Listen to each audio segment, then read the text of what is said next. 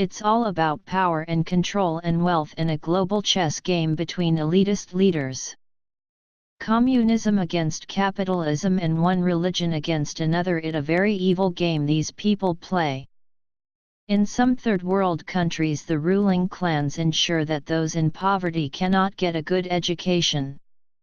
Although it looks like they are trying hard to educate the people, they never fund education to the extent that is needed.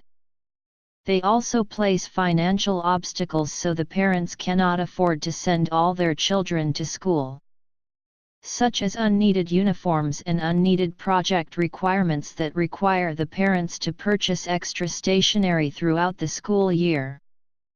Only the rich can successfully have the children educated to high levels of academic achievement.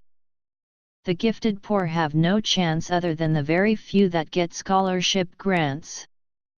The Catholic Church seemingly also wants the Third World to be illiterate, as that helps to keep their flocks to keep up the faith and to believe in their propaganda about birth control. Thus the more population expands, the more money goes in the collection bags and for church services such as baptism, marriage, blessings, and funerals. Throughout our life, someone will always find a way to make us do or buy something we do not really need. Because we behave like sheep, we will believe in what an advertiser states until we know better by experiencing the product or service and find there is a problem, sometimes too late, and we get duped. We pass on those beliefs that others wish us to believe in. Our culture is based on truth and lies. Nothing is what it seems. One of the world's greatest philosophers, Jesus Christ, mentioned many times about shepherds and sheep within his sermons. He knew that mankind behave like sheep and that people are easily led. It's my opinion that the only way we can have peace on earth is to eradicate the propaganda. Only have one culture that is built on truth, cut out all superstitious religious groups, as they are an insult to human intelligence. We should be ashamed to believe in something dreamed up by our superstitious, uneducated ancestors, many centuries ago. At a time when humankind believed the world was flat and the sun orbited the earth.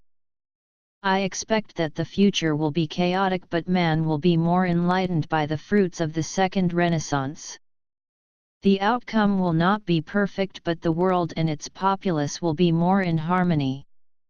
The one thing that could help save humans from themselves, leading them on to a third grand renaissance, is an internet that remains free from the world elitist control, where enlightened people can spread the idea of freedom of thought and the need for every person to think for themselves and not behave like sheep, followers of religious and political lies, never swallowing the elitist fed bait. This is why I believe in real citizen journalism, which means a form of journalism one never gets paid for, and is not controlled by political or religious-owned media. I am glad that I have been part of this second renaissance and have had the honor of debating political, religious, and of course the arts. Perhaps I am the first to call this age of information technology the second renaissance. A period of total creativity and a meeting of minds across this wonderful planet we live on. I am sure, however, in the far future this era we live in will be called the Second Renaissance.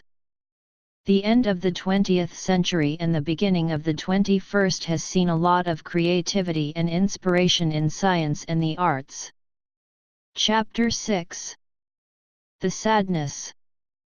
The beginning of the 21st century has seen many efforts to cull the freedom of the Internet. Governments have started to control the www with excuses of stopping copyright breaches, stopping abusers with laws that have started to infringe freedom of speech. Efforts have been made to invade users' privacy. The governments want to act as Big Brother on the excuse of catching terrorists, criminals, and copyright pirates.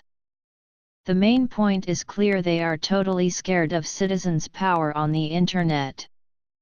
They want total control. Hopefully they never get it.